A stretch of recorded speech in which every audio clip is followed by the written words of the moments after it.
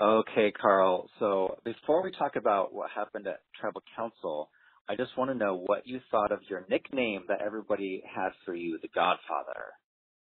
Hey man, that's a good nickname to have, man. Not very many people can be labeled as the Godfather, you know. Who wouldn't want that to be their nickname?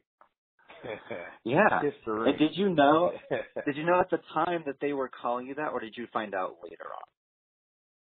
No, I had no clue, man. I just found that out from watching the episode. You know, I've never seen myself or heard anyone, you know, seeing me as the Godfather. That's funny. Well, maybe it'll stick, and that'll be a name people call you forever. Yeah, hopefully so. That's a good one to have, though. Okay, so moving on to Tribal Council, the votes were very close. It was a nail biter. You got 5 votes. Allison got 4. And how shocked were you by those results?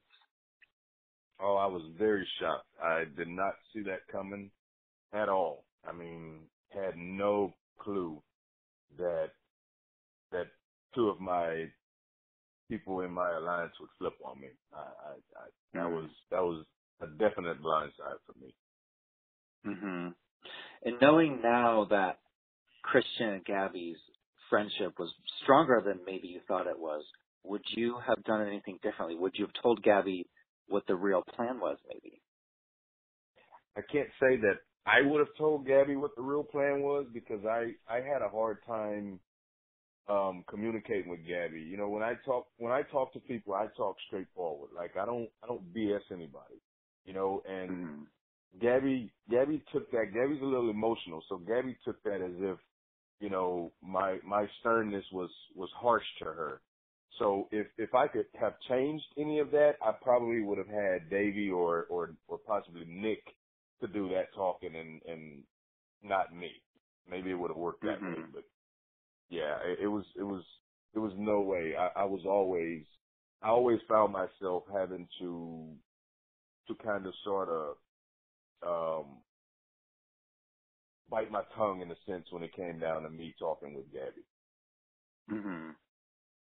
Yeah. At what point did you know that you were going home? Is it when Jeff read, you know, the 3rd Carl vote, or did you not expect to see your name even once? And I mean, I didn't expect to see my name at all, to be honest with you. I mean, I just, when it was 4-4 and he reached in and grabbed that last one, at that point, I still, you know, it hadn't clicked in my head, you know what I mean? And when he said my name, I mean, all I could do was, you know, look at the rest of the guys and tell them good job, you know what I mean? But I'd never seen it coming. Never seen it coming. Right. Hashtag blindside, right? Oh, most definitely hashtag blindside. Well, I just talked to Alec, and I said, Alec, do you have any questions for Carl? Because I'm going to be interviewing him in a few minutes. This is directly from Alec. He says, what made you think that you were so confident in the game? Because you ended up getting booted right after me. What made me feel so confident in the game? Yes.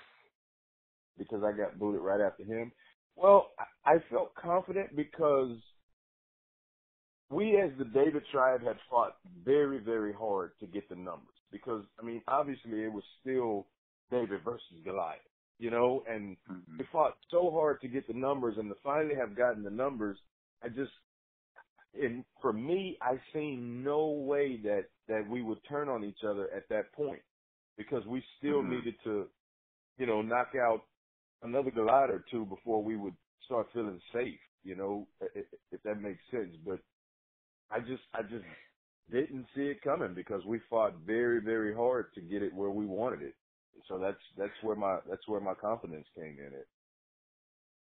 As a viewer, I was kind of surprised that they would turn on a fellow David after you guys played all those advantages over the past couple of weeks to get the numbers, and then all of a sudden now it's what, four Davids, 4 Goliaths. Right, now it's back tied up 4-4 again. which means, Mm-hmm. again, now somebody has to flip, you know? Yeah. So, yeah, I mean, I Well, can't wait to see it. I think the best move you did is going to go down in Survivor history. You're the first person to find the idol nullifier, and you actually played it correctly. Because when you found that thing on Exile Island, my first thought was, there's no way he's going to be able to know when to play this correctly. It's almost an impossible task, and you ended up doing it. Yes, it was definitely not the easiest advantage to have. I would have to say it's out of all the advantages that's ever been in the game of Survivor. In my opinion, I would have to say that that's the hardest one because, you know, you have to put in so much work. You have to gather so much intel to know, first off, who has an idol and to know when they're going to play that idol. So, yeah, it definitely was not an easy advantage, but I am proud of myself that I did play it correctly for the first time in Survivor history. Mm-hmm. And so how did you learn about Dan's idol? Because he had two, and I know one of them was kind of public knowledge, but did you know about his second one, or was it kind of a guess? Well, we kind of sort of had a clue because Kristen and Gabby were on the Tiva Beach with Dan, and they had spoke about, you know, wanting to have an idol search when they first got to that beach. Well, they stated that Dan wasn't very interested in it. So when that came about, it kind of put on their heads, well, if he's not interested in it, Dan must already have found this idol. And no one else had found it. So, you know, it was almost like a given that he must have it because anybody and everybody would want to go search for an idol, knowing that there's one there. So, you know, you kind of targeted yourself by not showing interest in going look for the idol. So Gabby and Christian kind of knew, you know, they felt very confident that Dan had the idol. So that's kind of how we got wind of that second idol. You and Elizabeth kind of butted heads a little bit on the island. So what was it like when you guys reunited at Ponderosa? No, man, I mean, outside of the game, me and Elizabeth are cool. Like Elizabeth, I love that girl. Elizabeth is a very, very lovable person. She's you know, she's very in touch with her spiritual side, you know what I mean? But in the game, we just clashed. But outside at Ponderosa, I mean, me and Elizabeth would sit and talk, you know, for hours and hours at Ponderosa. Like, I have no real issues with Elizabeth or anyone else that I played the game with. So we have to switch gears to the rewards. You had a lot of trouble winning a reward. You and Angelina both had, you know, kept being placed on teams that kept losing. So tell us what it was like to finally win that reward and go on that speedboat. I mean, it was awesome, man. You know, I mean, that's like one of the things you have to check off your Survivor checklist. You know, you got to go on a reward. It's like, you know, you want to feel every single stage there is in the game of Survivor. You know, I was able to finally get a reward. Ultimately, it was the one and only reward before I got voted out. But I mean, it was awesome to go on that reward. It was cool. I hate that I never got a chance to win individual immunity, but you know, getting that reward was it was very, very, very awesome. And then in the episode prior, or the hour prior to that, you at that immunity challenge, you decided to eat the nachos instead of do the challenge. Do you think you could have lasted on that perch 6 hours, or did you make the right choice in eating the nachos?